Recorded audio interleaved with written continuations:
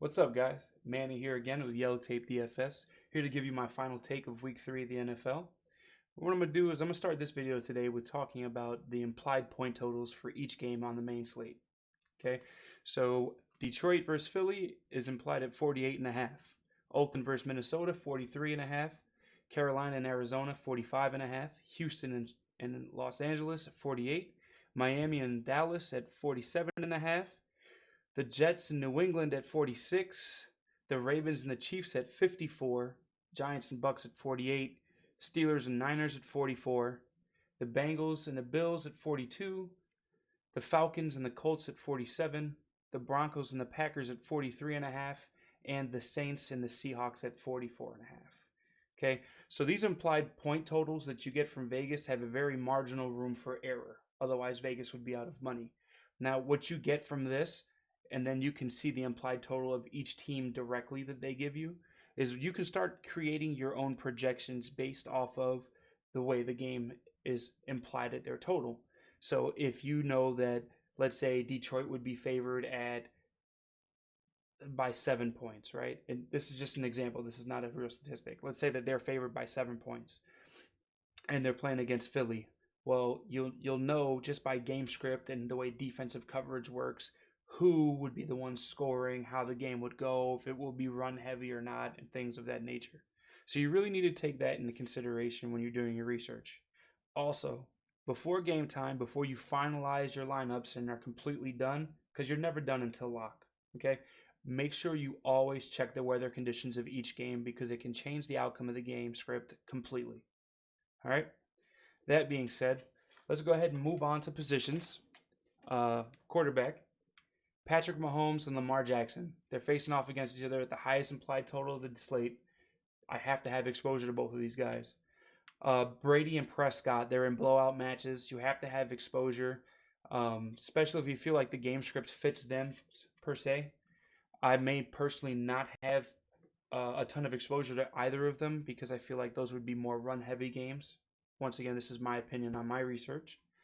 Deshaun Watson's okay, probably low owned. Same thing with Wilson and Garoppolo, Rodgers.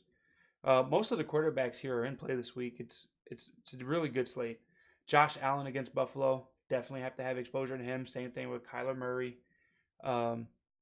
Matt Ryan is interesting because I like Freeman and Julio this week. We'll get to them in a little bit. Carson Wentz.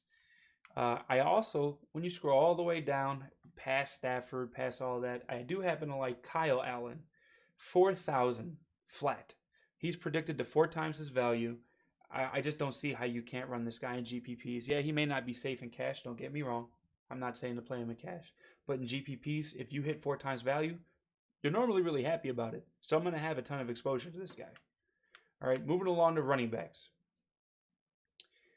In the running back slot, there are your obvious plays with Zeke, Barkley. I know people are high on McCaffrey as well. I can't argue any of them, right? Like McCaffrey could be a little different because Cam is not there, but at the same time, for another quarterback to be there, you're probably dumping off to your running back or your tight end because they're there as your security blanket. So I don't see an issue with them. I also like Dalvin Cook.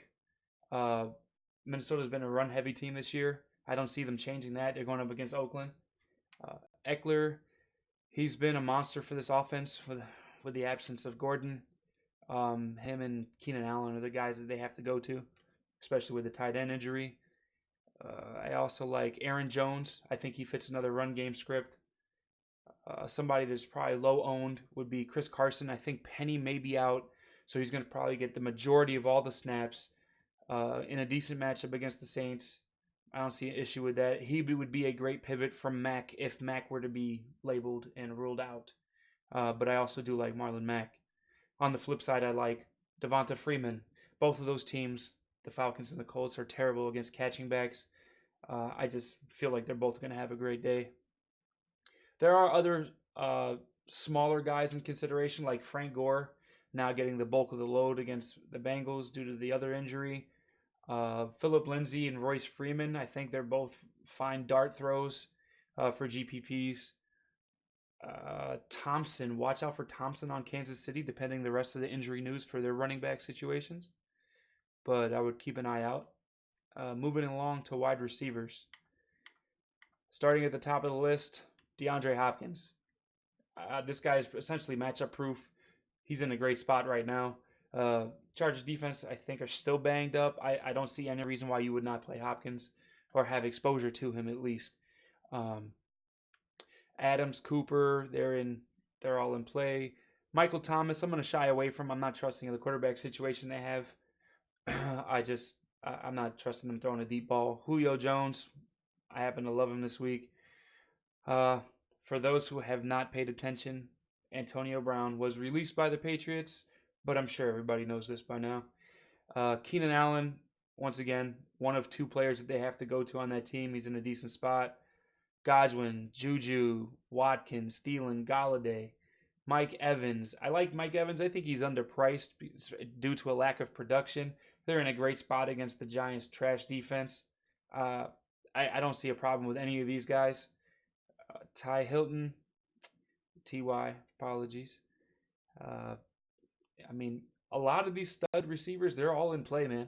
It's like pick and choose here. When you go further down the list about like the possession game and reading game scripts, for example,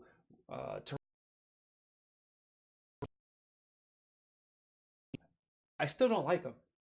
Like, you're getting covered by Xavier Rhodes. I don't like you, bud. I'm sorry. I'd rather maybe pivot to Renfro or to Waller, their tight end. John Brown's in play. Gordon's in play, especially without Brown now. Ridley, Ross, Fitzgerald. I know a lot of people are talking up Kenny Galladay. And if we look at the Eagles' defense, look what happened last week. The only times the touchdowns were scored were when there was separation, when a player stretched the field, whether it be Julio or Calvin Ridley. And Galladay is not the guy to stretch the field. So I am pivoting from chalky Galladay, and I'm going to Jones Jr. You guys don't have to do the same. This is just something off of what I'm seeing. But I like Jones Jr. at 5,000 flat. He's in a great matchup. If we scroll down, Emmanuel Sanders, another target monster. If you want to target guys from the blowout games like Jamison Crowder for the Jets, he'll probably be the bulk of the target holder for that team. Or let's see, Parker for Miami, probably get the bulk load of targets for that team. But there are a few guys that I want to talk about that are lower on the list in the lower price range. Devin Smith for the Cowboys, who'll be taking up the role for Gallup due to his injury. There's DeMar Bird. I think this guy is in a decent spot. He's a receiver for the Cardinals. Minimum salary, I don't see it being a problem. I see a revenge narrative here. He's going against the Panthers, who had him the last 3 years. He was recently released and then signed by the Cardinals. So I don't know if he's going to get the play time that he needs, but he has been getting some, and he's been getting target shares. So I kind of like him as a dart throw.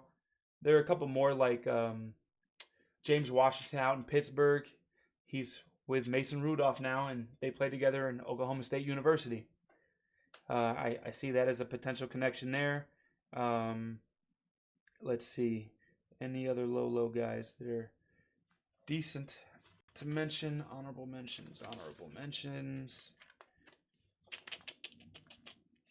Outside of Aguilar, obviously, we're waiting on news.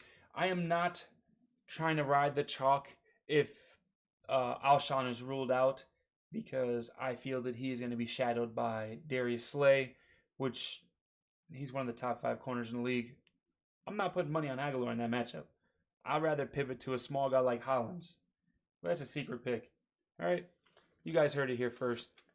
Moving along, we'll go to tight ends here. It's written in plain English today. There are quite a few of them. Kelsey, Ertz, Kittle, Ingram, the big dogs, they're all in play. They're all in decent matchups. I also like Andrews. Waller's probably going to get a decent amount of targets. O.J. Howard's in a smash spot against the Giants, as well as flip side, Ingram against the Bucks. Both of those teams struggle against tight ends. Greg Olsen is in the best spot for being against a team that is terrible against tight ends in the Cardinals. And then another guy that's further down at 3,500. I do like Hawkinson, who was quiet last week.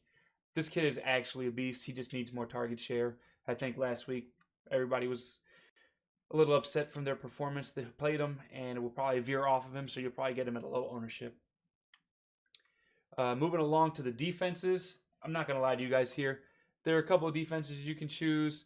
Some people can gamble on the Cardinals or the Steelers or the Bills or things like that. I'm just locking the Patriots 100% in every lineup. You don't have to do the same, but I feel like there's no reason for me to pay down. I definitely want exposure to a defense that's going to produce points, and they have looked amazing the first 2 games of the season. So many turnovers, so many sacks, just the actual raw points scored, not shutout value, raw points scored, and that's where I'm going with that. All right, so be sure you guys go ahead and join the Facebook group at YellowTapeDFS. Go ahead and just add yourself there. I'll accept you immediately for more content to come out later, like closer to lock time. All right, well, I appreciate you guys' time. Hope this helps out and makes some money. Let's get in the green, guys.